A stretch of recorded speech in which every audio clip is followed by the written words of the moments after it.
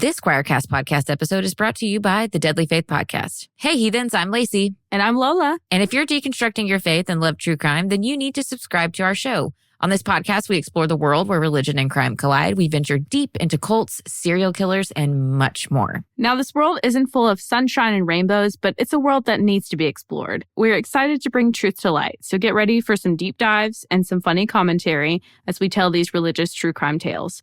The Deadly Faith Podcast is available wherever you listen to podcasts. All right, here we are. No fanfare to open up tonight. No crazy stuff. We just are going to talk. Yeah, I've been thinking about this show all day. Been thinking about a lot of stuff all day. And first of all, like kind of grateful, like thinking to myself, like, but at least tonight I can, have some conversation time with Paul, with our guest who's amazing, feel connected to other people, and it's just an outlet. And Paul, I don't know if you remember, but you and I started podcasting together during COVID as Yep.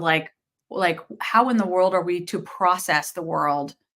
And the conversation that's just you and me in our living room gets like a little, like we wanted other people to be in on this. And that's where we started. And then here we are again. And I feel like this is all we know to do is just like be here tonight, talking to each other and learning from each other. And so the thought of a peppy little opening was making my stomach twist more knots than it already was. So Yeah. it is I hear you. not a happy night. So here we are. So yeah, maybe our hope is that this will be cathartic. And so if you're joining us and we see Art and Bryce Yoakum is here. Bryce and Aaron are with us, two of our friends from Visalia, which is just south of here, and Peggy. We really want to hear what you guys are processing. And it's been a day. I did a video, kind of just a stream of consciousness today of some people I saw online and well-intentioned, good-hearted were like, hey, it's going to be okay. It's all going to be good and we're going to be okay. And I was just like, I'm not there yet, guys. Yeah. You can't tell me it's going to be okay. I'm not sure it's going to be okay. And I need some time to be angry and scared and to cry. And so that's where I still am. And I want to give people room. Like we don't have to be buck up little trooper tonight.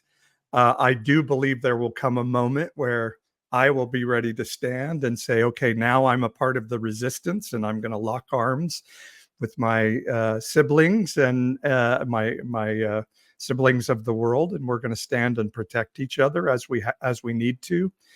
But today I think is a day for me of lament and mourning. And I'm a little bit afraid. I'm not ashamed to say, maybe in a way I've never been before in my life. I've had some people invalidate me for that. But this is the process we're in right now. And so I do want to give people space to feel your feels, which some of our people on the right, our Christian friends would say, no, all things work together for good. It's going to be fine. You crying libs. But I think we just need to process together tonight. So we're going to get right into our discussion with our very, very special guest. I've on the other side of the interview,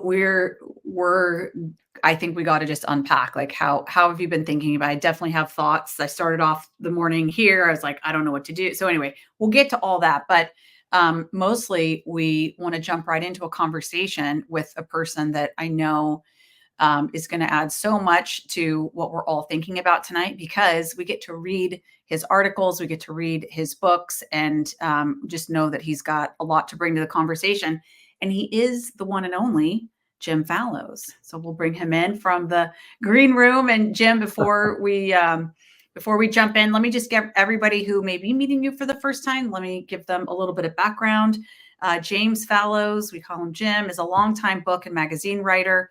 The most recent of his 12 books is Our Towns, And this is how Jim and I first met, because as Jim and his wife, Deb, were flying around the country in their little airplane, meeting people on the ground, doing community building work in so many towns across America. That's how we encountered one another in Fresno. Bestseller. It's an amazing book, national bestseller, the basis of a 2021 HBO documentary. His works have won the National Magazine Award and the American Book Award. He grew up in Redlands, California, quite a bit south from here, but very similar to our hometown of Fresno. That's the Fresno of Riverside County, I think, isn't it? San Bernardino County, please. San Bernardino. Oh, sorry go. about that. Not that I'm sensitive about this. The biggest county in the world, bigger than like 4 East Coast states put together. It is ginormous. It is ginormous. Studied American history at Harvard, economics at Oxford as a Rhodes Scholar. He's reported from around the United States for more than a decade. Jim was in China, Japan, Southeast Asia. He also worked as an editor of U.S. News and World Report magazine, on a program design team at Microsoft. And while in his 20s, I love this part, a chief White House speechwriter for Jimmy Carter. He now writes Breaking the News on Substack and has a new article about California's promising future in Wired magazine, which is great. Everyone can check it out. We'll put it in the show notes.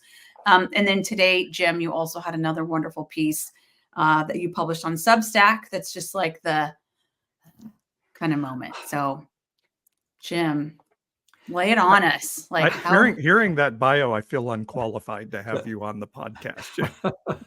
So Ashley and Paul, it's wonderful to see you digitally this way, virtually, after seeing you in person in Fresno many times. And thanks for all of your guidance there. My wife, Deb, and I really enjoyed being in Fresno many times and telling your story. And so thanks for giving me this chance to join you. And it's a 24 hours ago at this time, we were with a number of friends in DC as a friend from Pennsylvania was starting to say, she's not getting enough votes out of Lackawanna County. She's not getting enough votes out of Philadelphia County, et cetera. So that was the beginning. And it's been a consequential last 24 hours, last 12 hours. So I can tell you either my thoughts or either the heart or the brain part. Let's you choose. What do you feel? That's right. We want to hear both, but let you right pick where you want to start. So I'll start with the brain part. The reason I think this election is more consequential than 8 years ago when Donald Trump beat Hillary Clinton the first time is that there's so many ways you could argue the first time was a fluke.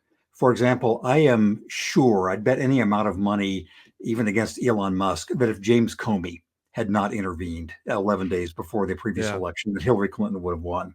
That if there hadn't been this obsession with emails back then, you've seen the graphics of a word cloud of a coverage of Hillary Clinton 8 years ago was 90% emails, and coverage of Trump was border and all the rest. So there are all sorts of things that made it seem like just a bunch of dominoes that happened to be lined up in the same way that all fell. This time, everybody knows who Donald Trump is. Everybody knows what he stands for. That his campaign in the last 2 weeks, having once worked in the presidential campaign, was as poorly run as any campaign has ever been. He was insulting women. He was insulting every kind of minority group. He was decompensating on the stage, and still people voted for him. And apparently a majority of American voters have voted for him, which is only the second time in the last 32 years that a Republican candidate has won a majority. So this tells us something about our country that I would rather not have known, that people knowingly brought him back to power. So that is the analytical part of this that I was talking about in this piece today, which I think gives us all reason to reflect. And can I say one more brain thing? Of course. So I quoted about 10 days ago, I quoted two really venerable and hugely experienced campaign consultants, Stuart Stevens, who worked for Mitt Romney and the second George Bush and many other people, John McCain, I believe he worked for, and James Carville, known to everyone from his Bill Clinton time and onward. Each of them said, James Carville wrote an actual op-ed in the New York Times whose title was, "Why I Am Certain that Kamala Harris will win. And Stuart Stevens had a long post whose theme was similar, which was Democrats, stop your nervousness. I can tell you she's going to win. And the argument both of them used was that America is a better country than this, that in the end, people would not vote for somebody who had been a convicted, criminal and who had talked about his opponents the way he did. And they were wrong. And I was wrong to think that they were right, that there was still this reservoir. And so we have to take seriously that 51% of those who turned out decided this was the way to go. So I'm hearing from people today like, oh no, it was the economy, James Carville's, it's the economy, stupid. Can we dismiss that this is a hard issue with the country and it's just a pocketbook vote? So yes, comma, but blah, blah, blah, which is that the economy, quote unquote, was what people talked about.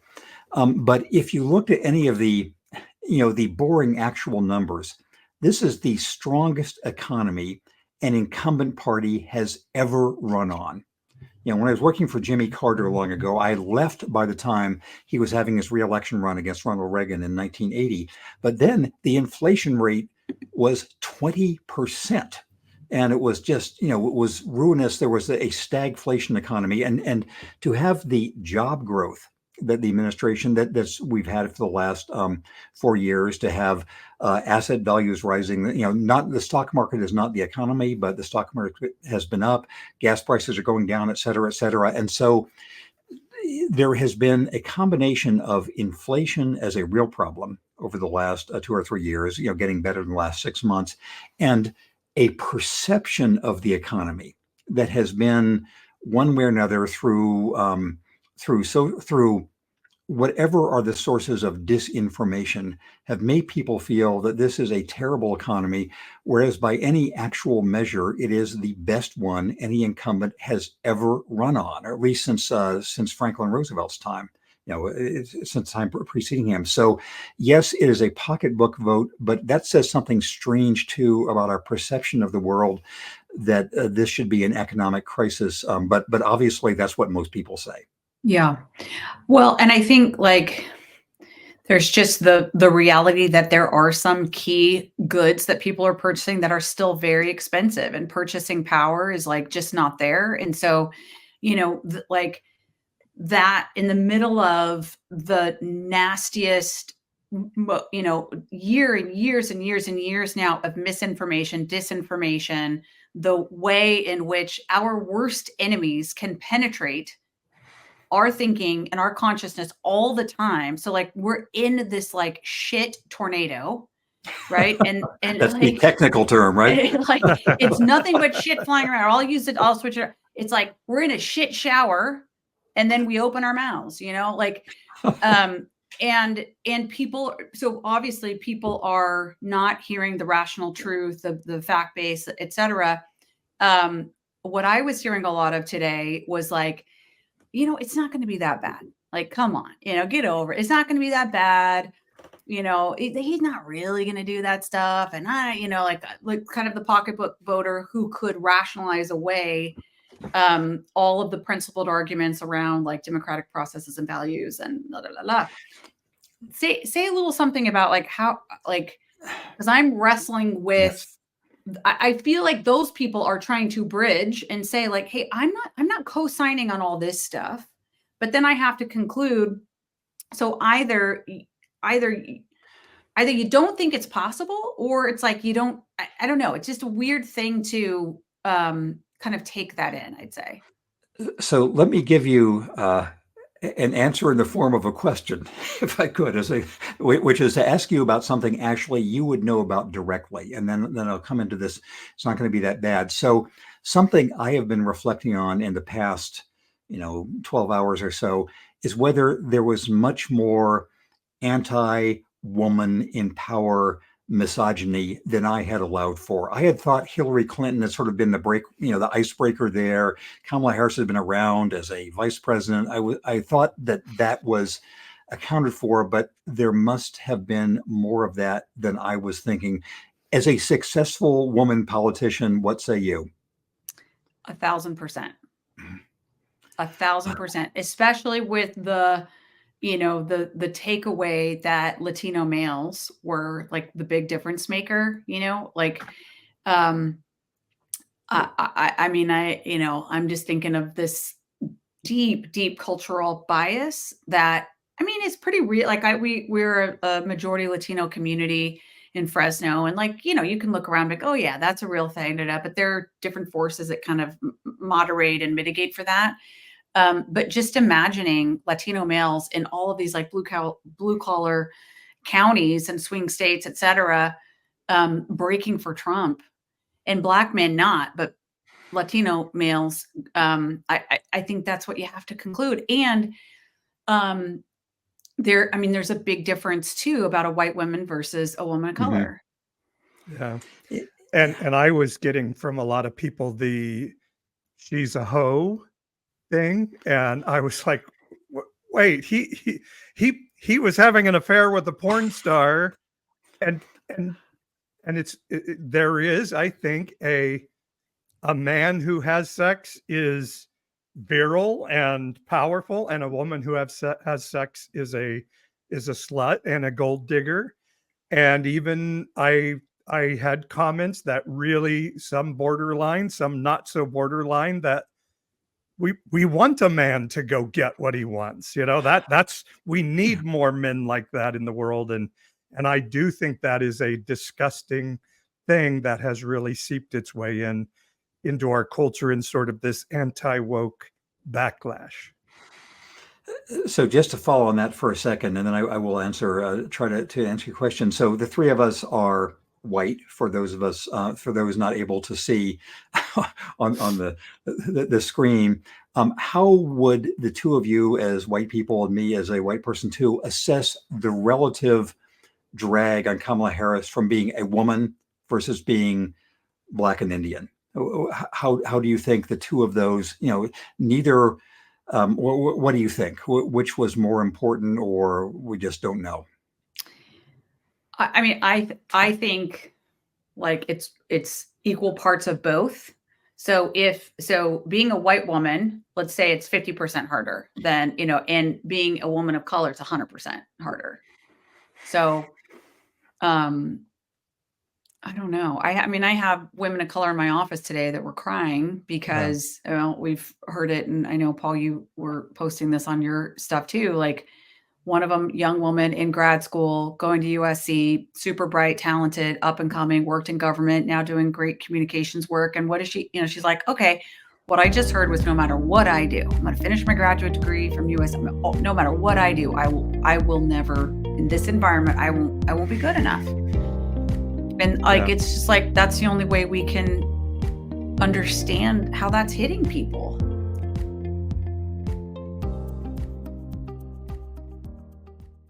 If Jesus were in America today, what would he say about the right-wing evangelical church?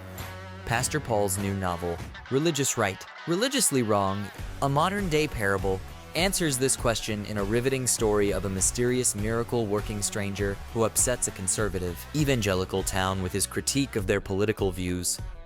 Will the pastor and people of the local megachurch listen? Or will the church crucify the messenger all over again? Religious Right, Religiously Wrong is the story America needs right now. James Fallows, writer for The Atlantic and former speechwriter for President Jimmy Carter, says Paul's book is very much worth reading and could not be more timely. Wayne Jacobson, co-author of the mega bestseller, The Shack, says this novel will confront fears and challenge the reader to a more excellent way of living and loving. Religious Right, Religiously Wrong, a modern-day parable is available on Amazon or at our website, Evangelicalish.com.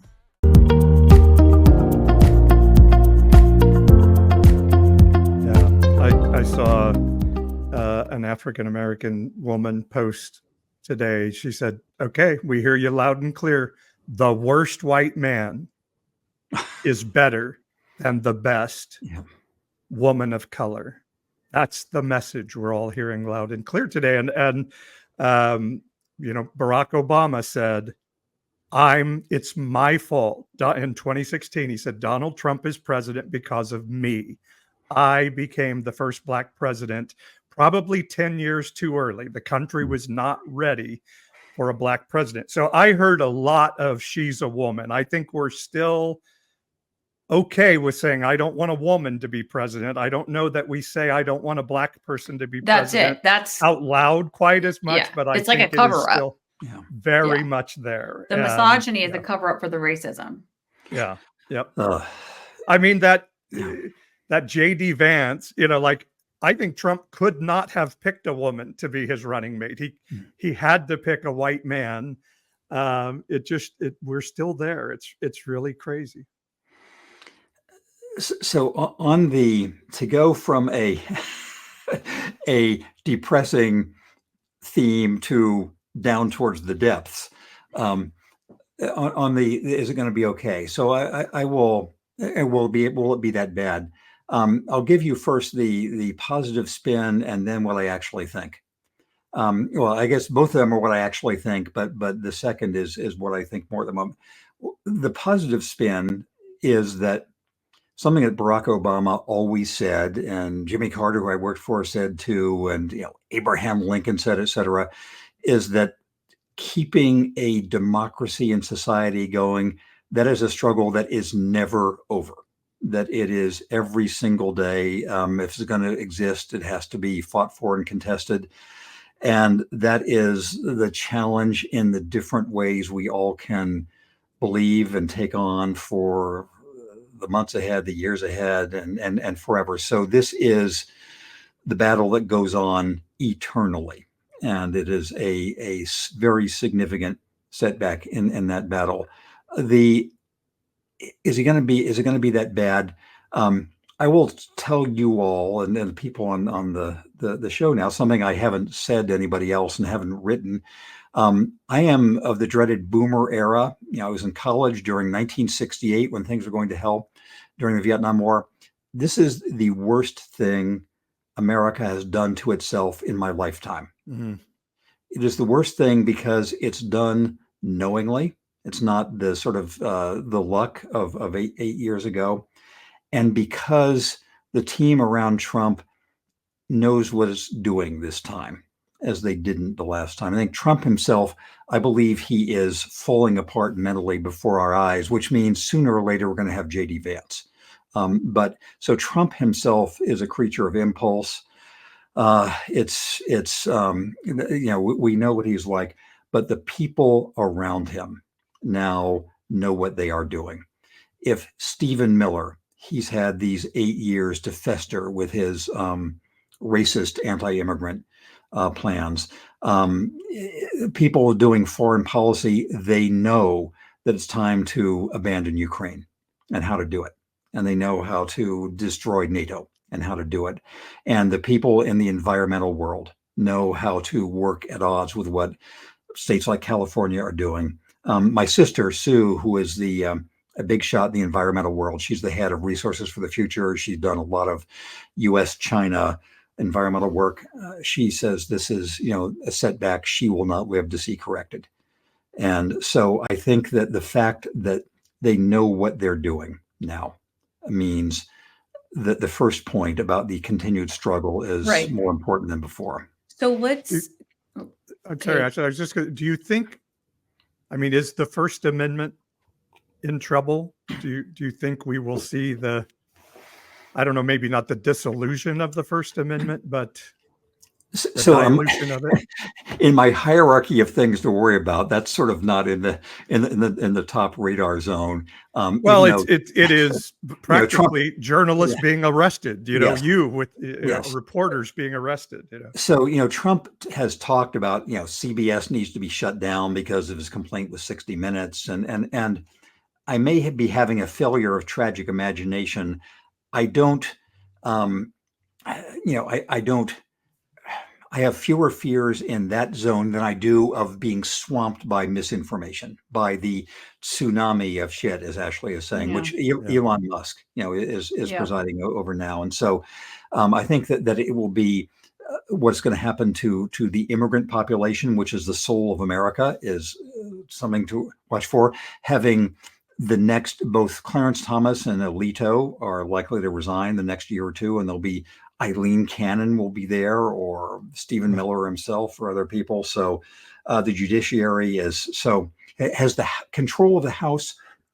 Has control of the House been called yet? I don't know. I heard today we won't know until it'll take a week or two for California to finish up its counting, and we won't know control until California is finished. That will be very important about whether Yes. there is any break in the system and the other breaks. So I think all of us, it's the next stage is thinking of what are the breaks that to day by day.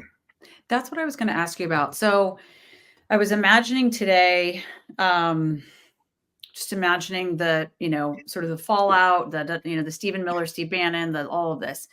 And I'm just imagining, do you think it's possible that somewhere from the most unexpected reaches of, the Republican right in Congress, do you think there's any possibility that members of Congress, Republican members of Congress, would have any sort of a voice or a backbone when it comes to really fundamental American institutions and democratic principles? Do you think there's a point where they'd be like, Mike Rogers might be like, yeah, you know what? That's just a little too far. Mike Johnson. Mike Johnson. We're just not going to do that.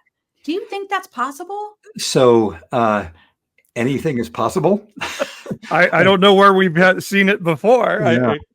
And a sobering example to me is the most influential person in the last half century in U.S. politics, even more than Donald Trump, is Mitch McConnell, right? In my view, right. And he had the chance after January 6th to take Donald Trump entirely out of the running. This is all Mitch's fault.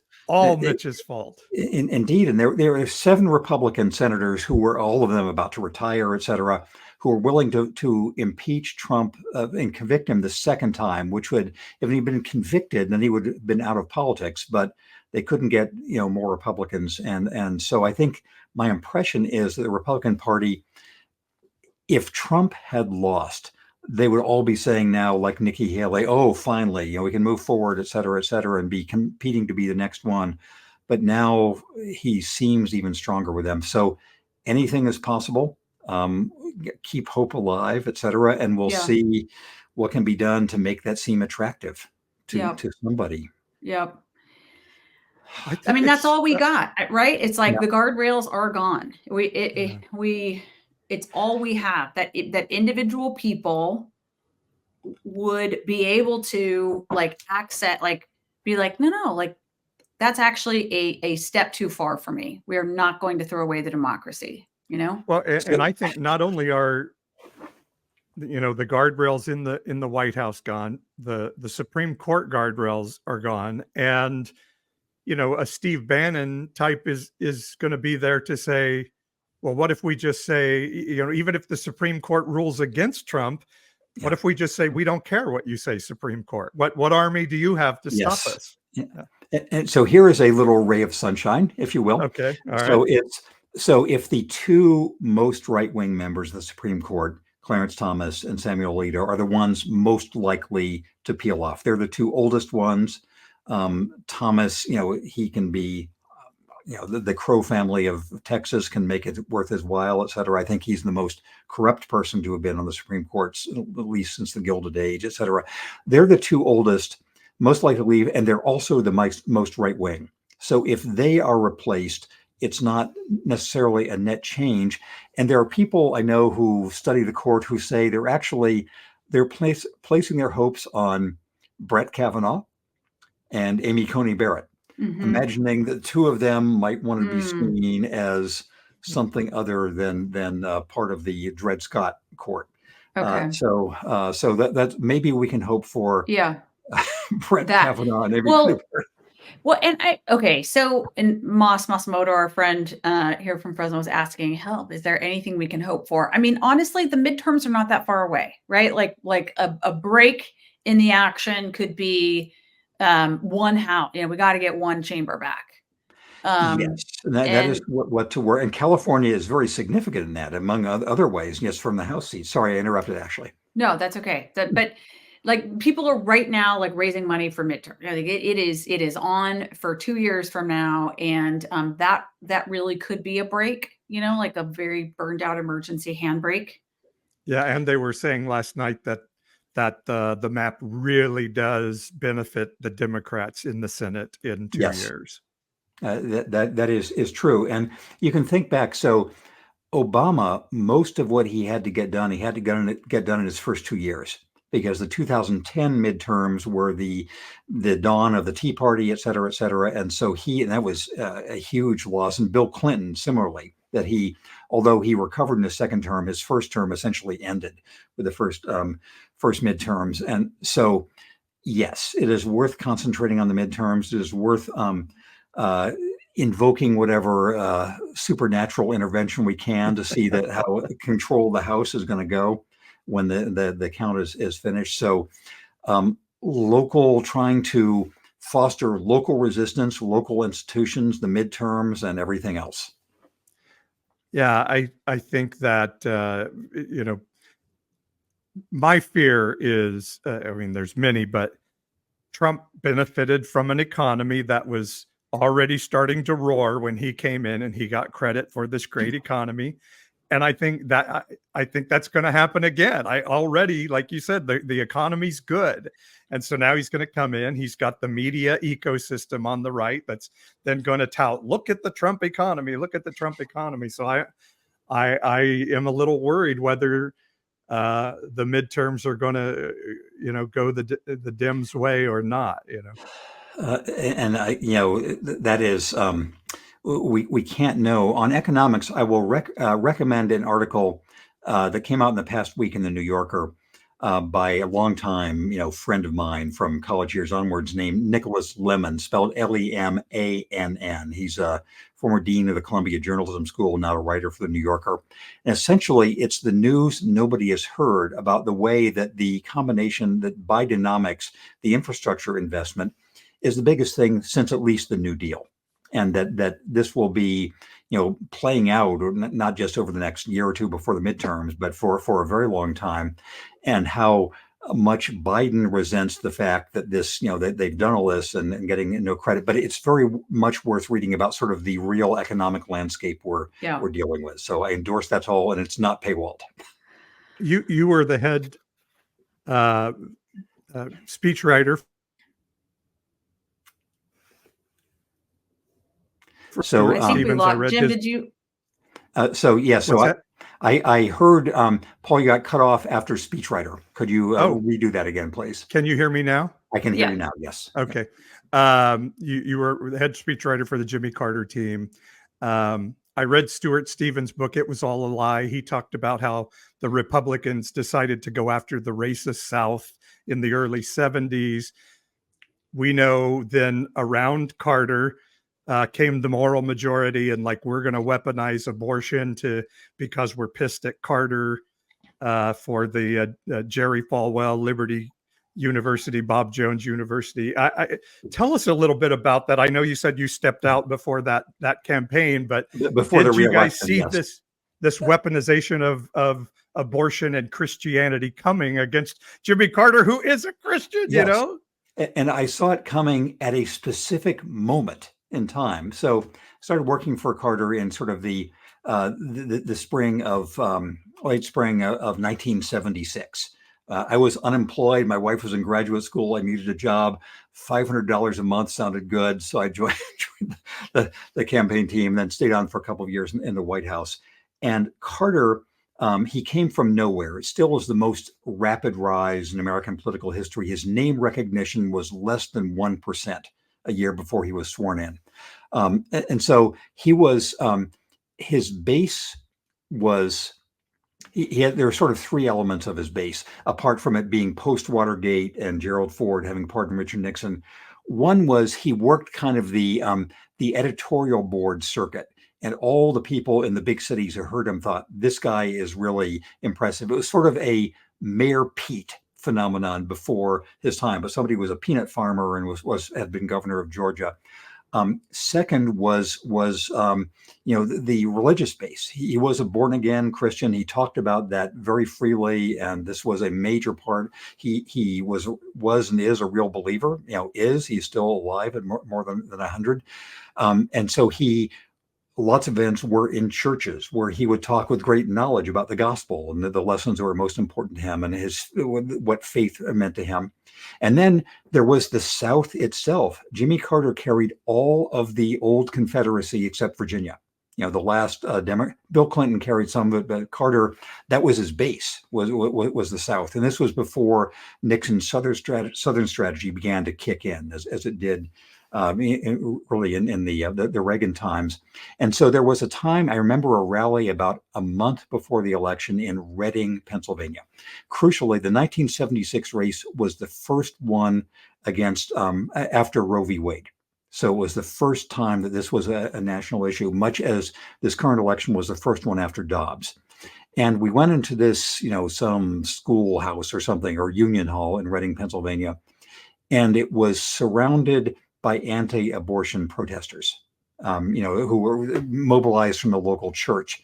And from that point on in the campaign, the anti-abortion troops, were mobilized to come and sort of to protest all the events. And I can't remember exactly who it was. It wasn't Falwell, but somebody else was saying they recognized then this was going to be the new wedge issue for them. This was, and so that was, I saw it first in Reading, Pennsylvania. It was a feature of the rest of Carter's time in office. And Carter was not a big abortion fan, as you know. He and Gerald Ford were more or less on the same side of saying, we don't like abortion, but Roe v. Wade is the way we can work together, et cetera. So, that became a factor. It wasn't what beat him, I think, in 1980. It was the terrible economy. It was the Iranian hostages, et cetera. But yes, I'll always remember that. Well, and I mean, that wave lapped our shores last night. I mean, that is fueled generations of evangelical political activism. We had a comment or a question earlier in the chat from Bryce asking about like the connection between political evangelicalism and what we're seeing now. And like that's it. That was the inception of this wave that has continued and just has continued to grow. I mean, both Paul and I grew up in the evangelical church. Paul, charismatic, me, not so much, but basically the same difference was, they were speaking in tongues and we were not. They were raising their hands, we were not, but like it was the same kind of church. And you were going to hell and we were not. Oh, that's true. No. Well, actually, you thought you could go to hell if you accidentally said the wrong word on it. I at least was like once saved, always saved. So like I said the prayer when I was 4. And you were going to hell for the rest of my life. Once saved, always saved beliefs. Yeah. Yeah. Anyway, but like all this stuff is ingrained and rooted deeply in faith traditions, like across the country. And it was, as you all know better than I, it was intentionally weaponized, starting from the Carter era onward. And, you would not find two less likely standard bearers for pure Christianity than Ronald Reagan and Donald Trump. And yet this is a crucial part. I mean, especially Trump. Reagan may have been to church at some point in his life. I don't think Trump would be struck by a lightning bolt if he came into a church. But it has been weaponized very shrewdly as what they can do, along with guns, along with anti-immigrant fervor now. I saw a comment a minute ago about somebody wanting more stories. I'll give a very brief one that's not on this topic, but it shows you the glamour of being a speechwriter. So with my glorious $500 a month salary, we're going to the Atlanta headquarters for the Carter campaign in early 1976. I got my first speechwriting assignment, which was to draft a bylined article for Jimmy Carter in the NRA magazine called My First Kill. It was about how he shot some possum. So I had to go say, well, Governor, can you tell me about shooting this possum? So he told me. And God. So that's the glamour of the speechwriting life. Oh my God. That. Do you still have it, by the way? You need that for the archives, Jim. It's someplace in the boxes in the attic, which Deb is always rolling her eyes at me to get. I think I'm supposed to give those to some university at some point. By the way, Jimmy Carter is amazing and saying he wanted to live to vote for VP Harris. And I mean, I remember how many years ago was it? He went into hospice, and I remember telling Ashley, like, oh, Jimmy Carter's going to die. That's terrible. And I'm sorry, I can't remember his wife's name. She passed away before he did. Yeah. Yep. Right. Rosalind did. And just so this weekend, I'm actually going to be in Dayton, Ohio, where at an event where Jimmy Carter is getting a big, the Dayton Literary Peace Prize or something. And I'm going to be doing a Q&A with his grandson, Jason, about sort of Jimmy Carter's legacy. So that is precious. Wow. But that's to Bryce's question that he asked in our feed here on the live stream. That's all it takes is for a candidate to say, yes, I'm a Christian, and show none of the characteristics of a Christian. Like you say, the irony is in 12 years as president, neither Reagan or Trump ever darkened the door of a church. Yeah. Bill Clinton went to church. Bill and Hillary went to church when they were in the White House, but and then say I'm anti-abortion, which I'm pretty sure Trump has paid for more than one in his lifetime. But Christians are like, that's all that matters to me. Just say you're a Christian and anti-abortion and you're my guy, And it's really for us a tragedy of a politicization of our religion that is really sickening to the core. So I'll ask you, what will burn that out in the evangelical side? Okay, this is literally Paul and I mean, this is like, this is where we part ways. Well, I don't know about that. I was going to say, this is a decade or more of us just being like, what? Like, kind of like, wait, hold on. Like, this isn't anything like Jesus. Like, are we all reading the same book? I mean, I have been feeling like I've hyperventilated for like 12 years now, consistent hyperventilating. Like, I cannot believe this. So what's it going to take? I mean, this is where Paul and I do part ways a little bit because, Paul, your perspective is like, it's just going to be a really like crash and burn. We're going to have to experience all the consequences of this sort of thing for there to be a heart turn. And I guess I would say I'm aware of that might be what's needed. I sure as heck hope. I think I'm hopeful that human beings can find each other again in a different way, like that it doesn't have to come to calamity. So we do have a little different perspective there. I believe I have the Bible and history sadly behind me. I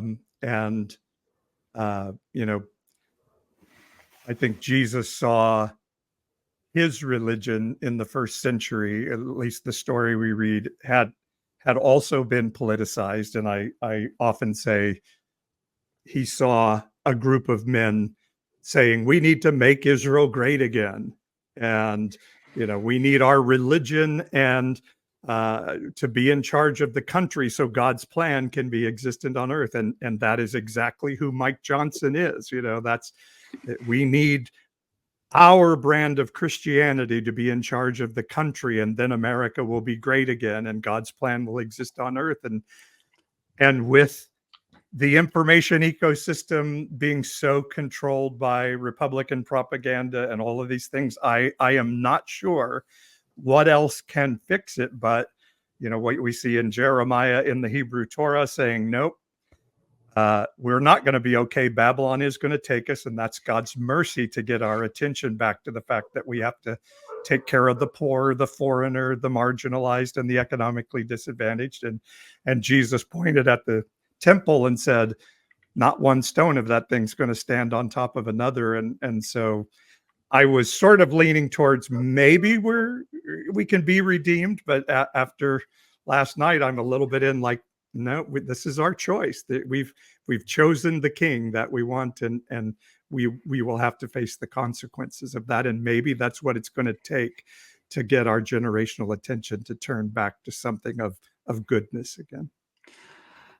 I know that you all have devoted much of your lives to plumbing these issues and living these issues. So I respect what you say. I have a whole different,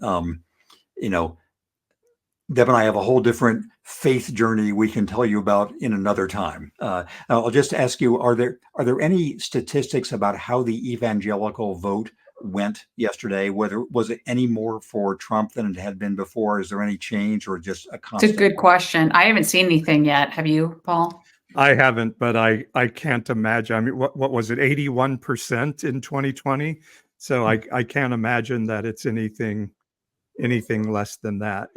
I was telling a statistic that I think in 76, Carter got like 49% of the evangelical vote, and that was like this huge number.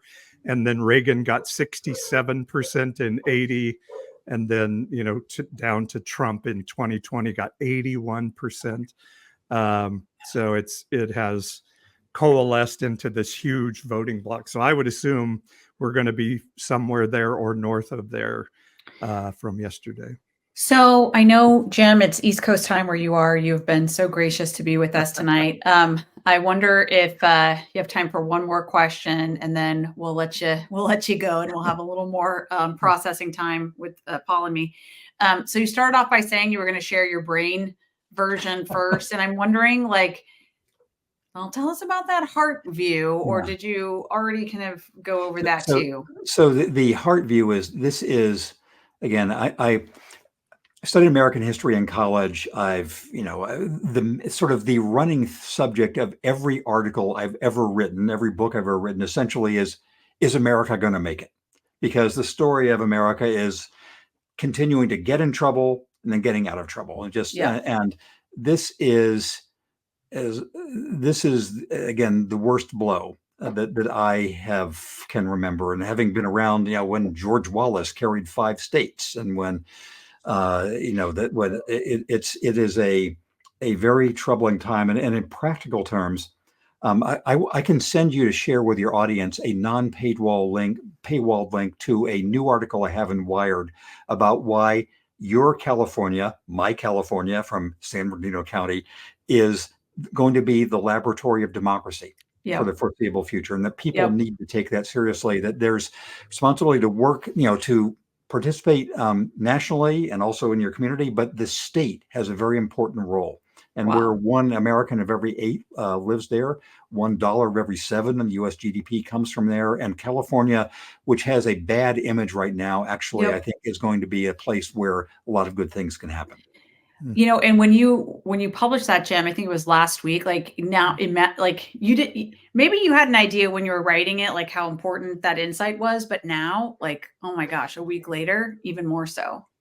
Well, thank you. And the Wired people very properly had me, sort of hedge it, whether we have the first, whether we have a California born president, the first Democrat from California, she would be, or whether California is going to be the reinvention state, more than the resistance state. Either way, what's happening there is important. So I will send you all in just a minute, again, a non-paywalled link to share with your California and elsewhere viewers and listeners. That's so awesome. You don't think we're going to carve ourselves out with Oregon and Washington and say, hey, we'll go out on our own here and see what happens? They can be part of the informal force field. Okay. I appreciate Moss's comment here in the live stream that we have hope in California. I do think that's the way we have to look at it. I also, for the Californians that are listening, we also have to be serious. We are not playing around. Our state is not working right now. It has to work. Yeah. It absolutely has to work. And it is now not just for the 40 million people who live here, but it is the American democratic experiment right now. The ideals, the values are there. The execution is not. We have to be honest about that. We have to freaking govern ourselves and care about implementation and execution, and not just words that come out of mouths. We have to do the work. So anyway, but I mean, I'm up for that. I agree entirely, because it really matters how California comports itself. And from the heart, about the heart, Deb and I are most likely going to be spending most of our time in California for the foreseeable future, just because it's DC bears the stamp of whoever is in charge here. That's it. I mean, and I go ahead, Ashley. Well, I'll see Jim next week in DC. We serve on a board together, and that I will go on that trip. And I likely won't. I mean, I didn't visit the 4 years that Trump was president before. Not one. And it trip. seems like we need to get away from Democrat, Republican in California to like, I don't know how to, reasonable people versus, the cracky people, and the reasonable people forget about Democrat, Republican, and just like, how do we solve things? And I don't know, Jim, and I know Ashley said last question, but in the kind of what we call the deconstruction community here, I don't know if you've heard that term, but a lot of people who are leaving faith are deconstructing their spirituality. We've had some talks in the network of these channels of, are we going to need to find ways to help women move around the country to get health care, or protect people who the government's coming after? I mean, could you foresee something like that to be needed in the near future? Yes. And I think already with women, these women, every day we hear a story of a woman dying, mainly in the South. And one of my sons with his family lives in Texas, and, that's happening all the time there. So, and you recall that very early in his first time around, Donald Trump had this sweeping anti-Muslim order or something like that. And citizens and people in New Jersey and New York showed up basically to block, the airports, to keep those kind of raids from happening. And so I think, yes, practical help for people who are victims of new policies, that is a very important thing to do. And if they start trying mass deportations, I think we may need to do the same and stand up and help. I mean, I still have some hope that if we start seeing people dragged out of their homes and put into white vans to be taken to some country they've never been to before, that's going to hit us, and we're going to say, no, this is not okay. This is not America. I don't know. I'm holding out some hope for that. And in very crass terms, we spent a lot of time in sort of the farm areas of the Midwest. Half their workforce is immigrants. There are going to be no farms anymore, especially dairy farms, et cetera. All right, Jim, thank you so much. I know. Well, give our best to Deb, and thank you for being with us. And thanks for everybody joining in. And what matters, we all continue the work we start tonight and tomorrow. So thank you for giving me this chance. What a joy to talk to you. Thank you, Jim. See you all. Bye. Okay.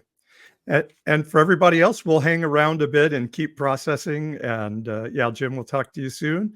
I guess, what's inspiring about that a little too is these are and Stephanie is saying she does not have that hope that Americans will be mortified by those pictures. I made a video of some pictures of 1959. We saw this in Chavez Ravine when the Brooklyn Dodgers were moving to California. Literally, Hispanic laborers were dragged out of their homes, police holding a woman by each hand and each foot, dragging her down the stairs so that their homes could be bulldozed for the Dodgers stadium to be built. And I just, if they're going to try to take 11 million, or as Trump changes the number every day to 21, 22 million people and send them out of the country, I just really, how would Americans do that? And yes, it would cost billions and billions to do it. But what I was going to say, Ashley, it is maybe in times like this that we find out who we are, and maybe that could be part of the blessing of the moment. Yeah. So I think it would be good to just spend a few minutes just kind of allowing people who are listening, you and me. I mean, this like I've been looking forward to this time because I'm like, this is my healing moment for the day. So I think I don't know. I think I have ended the day imagining, I have like this sort of mental image in my mind, and that is that every human being, I believe, and this was embedded in me from my Christian tradition, I believe every human being has like their spiritual part of them, their eternal part, their part that connects with, I do believe in a divine, outside of a human experience.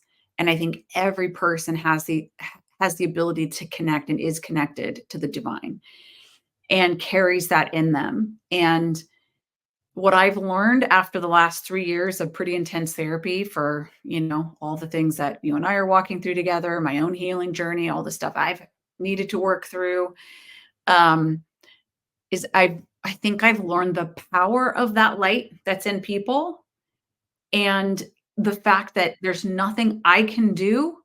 Like I've mostly just carried an agenda my whole life of like trying to convince somebody to think the way I think. And sometimes powers of persuasion are effective at whatever, but like in terms of deep heart attitude issues, people have to choose. They have to choose their own way. And so I've just been imagining, the picture last night of the Palm Beach Convention Center and all the red hats, everyone waiting for Donald Trump to come out. I'm just imagining every one of those people, they have that spiritual component in them. And like, just imagine that they're in some way they choose to see things a certain way. They choose to flip the switch and choose to engage with people. I know I'm just imagining like people do still have the ability to change their hearts and minds. It's just they have to do it on their own. Like we can't make them. And I think that's a lot of kind of what this sort of MAGA movement is about, is feeling like there's been this, sort of judgment or criticism or like, pushing them to think a certain way. And it's like this great big reaction to that. But like, what if people choose it on their own? Do you know what I'm saying? I mean, yeah, I let you hold that. And yeah, I worry again about the ecosystem. I don't know how they get out of it if they're inside an echo chamber that never gives them anything other than information that feeds the narrative.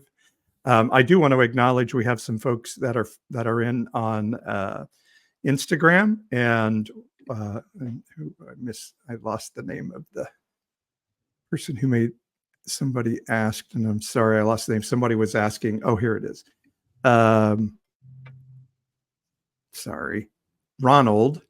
Ronald was asking thoughts on LGBT concerns in the future, and certainly one of my fears today is that the rhetoric of Trump, gives permission to people to be their worst self, and what does that mean for queer people, and how do people come out of sort of this mass hypnosis of, yeah, we hate trans people. They're coming after our kids, all of the things they're being told on right-wing media every day. And so in some ways there's got to be a break in that ecosystem. Right. For that to happen. And that's why I think sometimes it does take calamity for us to start to focus on what matters, Well, and yeah. Okay. But also, we do a fair amount of work in this space of like, bridging different community groups and dealing with, systemic barriers that different people groups, whether racial, ethnic, gender, sexual orientation, there's a lot of research around what actually changes people's minds or doesn't. And all the research validates it is one-on-one connection. It's you like connecting with someone who has it's why there are these major initiatives like StoryCorps, where You get people from different walks of life to just sit down and record, like share their life story with another person, and that gets recorded and they get shared out. So the ecosystem breaking, like it's actually probably more likely that a different person crosses their path, and maybe at work or something, and their relationship is fostered. And then in that, like, people just start to find their way a bit differently. I don't know that it has to be some massive ecosystem shift, although that would be nice. I think what we have to be careful of is, and I'm new in this space a little bit, so it's really not mine to hold and own. But I think there are people who understandably are saying, hey, we've been fighting this fight since the 80s. And yesterday was an indication that we haven't come nearly as far as we thought we had. So anyway, I think we just have to be careful not to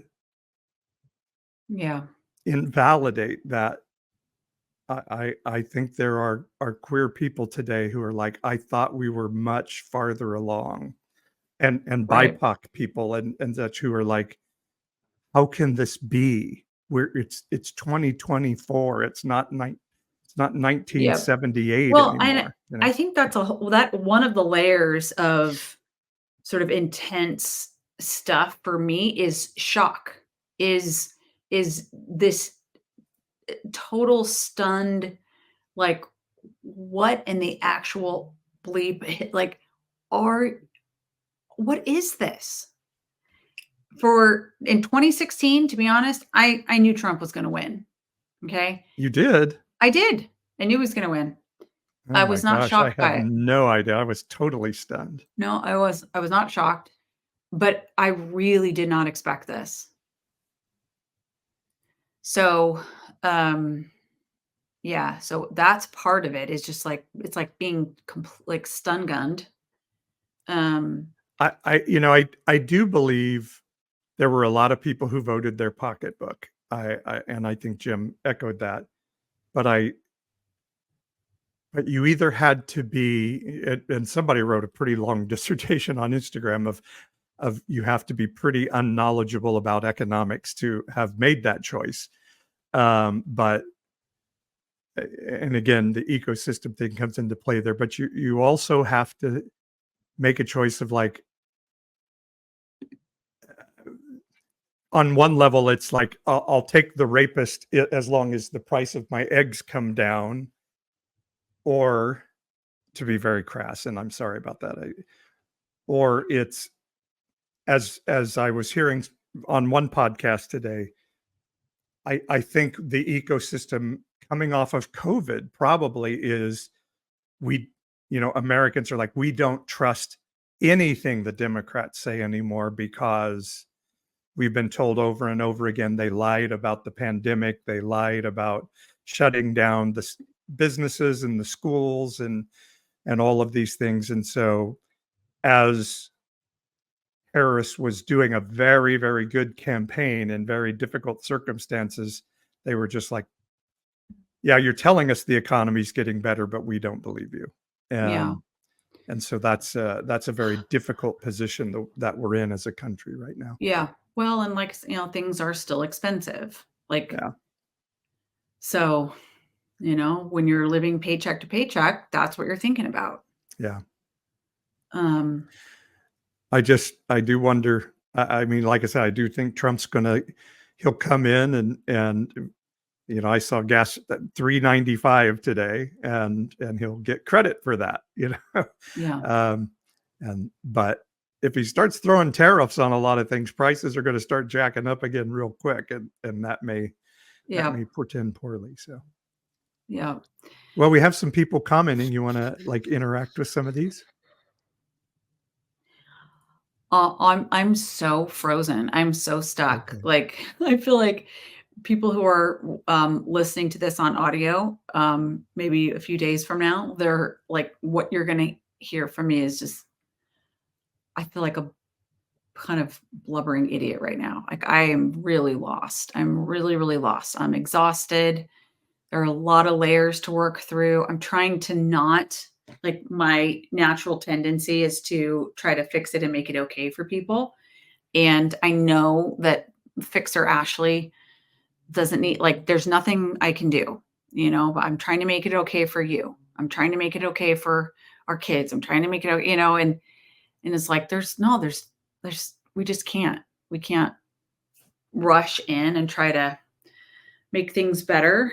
And then I'm also thinking ahead of like, if there is a path, if there is a bridge to be built, how do you do that? And how do you lay the groundwork now for that? Because I really do fear what happens if we're not able to build a bridge with people. I think for the queer community, I'm inspired. You watched the movie Milk the other night, and Yep. I watched. We both listened to the podcast series of Gays versus Briggs, or Briggs versus Slow burn. Gays. It's amazing. Slow burn. And Harvey Milk saying, if you're gay, come out. It's a hard thing to say, but stand up and show, or show out, because people need to know that they have to know you. If they know you. Yeah. They have to know that they know, like you're saying, one-on-one, let them know that that police officer, they know, that teacher, they know, that pastor, they know, that you name it, they know, is queer and is okay, is a good person. And I think that may be a clarion call again, like you've been hidden, and we respect that and we understand it, but now may not be the time, if you can, without putting yourself in grave danger, step up and step out and find somebody who will stand by you as you do it, because we may need some help in those spaces. And so Pucky is saying, if you do start an underground thing helping women and others, let me know. I want to help. I live in mostly blue Minnesota. I'm going to try to connect with other like-minded people and see what we can do. And so this may be our fixing thing for a while. It's like, how can we stand with people who might be a little bit in jeopardy if things go poorly as we look at what's coming ahead. Charlie says, I'm terrified, so I can only imagine how it is for my trans bros and sis. I'm in Texas.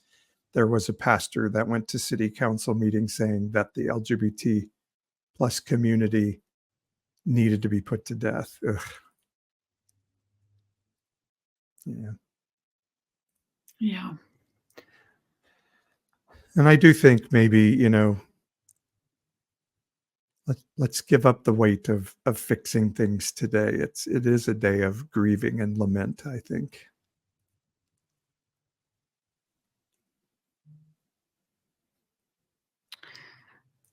Yeah. All right. Well, I'm sure that my shocked, stunned silence is not a particularly good listen for people.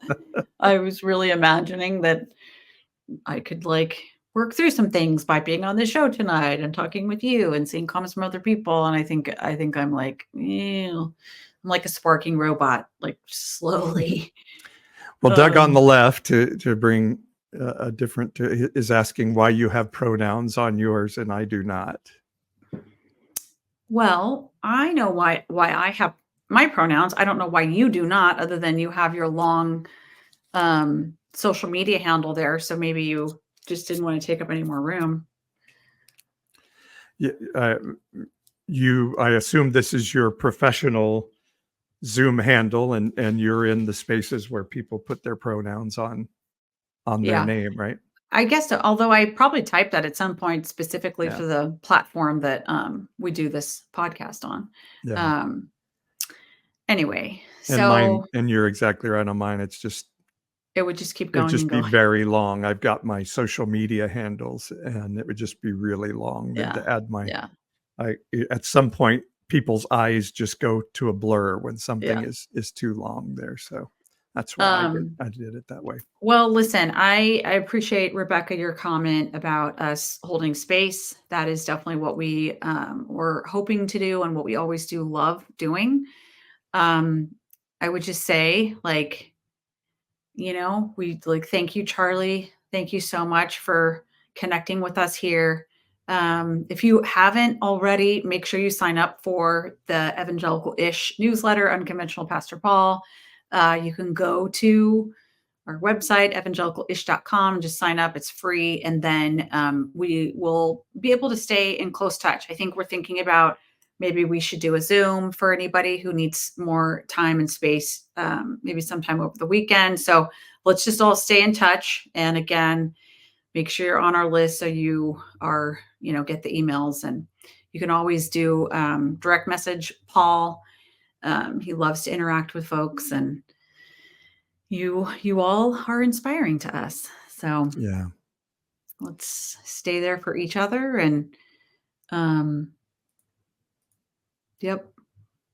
Holding you all in my And heart. as Sherry is mentioning, we do have a private Facebook group for Evangelicalish. So you can join us over there. And a lot of people carry each other's burdens there. As I wrote in the newsletter today, the word for Holy Spirit in the New Testament is paraclete. And what paraclete literally means is one who walks alongside. And I believe we are to be paracletes to each other and carry each other's burdens as we walk alongside. And so let's do that in this season together.